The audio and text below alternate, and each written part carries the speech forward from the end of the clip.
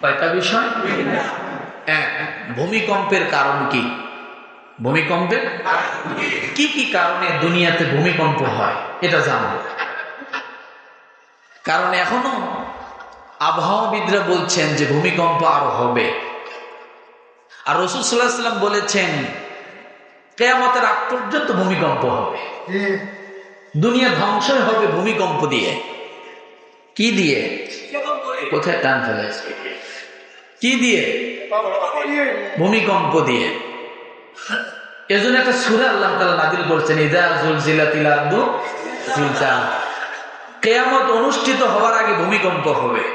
যেদিন কিয়ামত অনুষ্ঠিত হবে, যখন দুনিয়ার কিছুই থাকবে না, দুনিয়া নামেই কিছু থাকবে না, তখনও ভূমিকম্প হবে। তাহলে এটা কত মারাত্মক! ভূমিকম্প দিয়ে আল্লাহ তাআলা মানুষকে তুলবেন। ভূমিকম্পের দ্বারা দুনিয়াতে মানুষকে কি করবেন? দাবাবেন, মাটির তলে নেবেন। আবার কিয়ামত যেদিন অনুষ্ঠিত হবে তার আগে কি করবেন? ভূমিকম্প দ্বারা আবার মানুষকে কি করবেন? উঠাবেন। তাহলে দুইটাই আছে। তাহলে ভূমিকম্পের কারণ কি কি? কি কি কারণে ভূমিকম্প হয়? এক।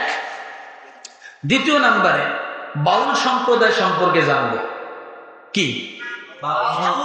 বাউল সম্প্রদায় সম্পর্কে জানব। আসলে বাউল সম্প্রদায় সম্পর্কে অনেক কিছু জানার বিষয় আছে।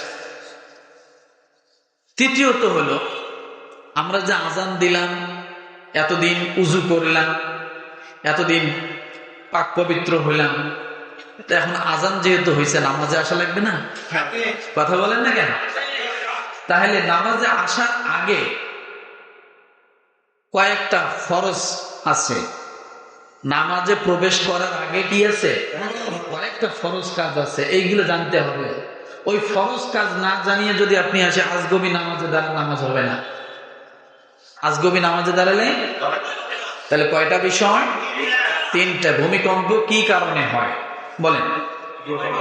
সকলে বলেন। জবান বন্ধ করেন কেন? এখানে জবান বন্ধ করার জায়গা এটা না।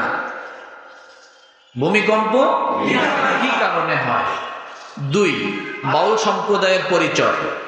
বাউল সম্প্রদায়ের পরিচয়।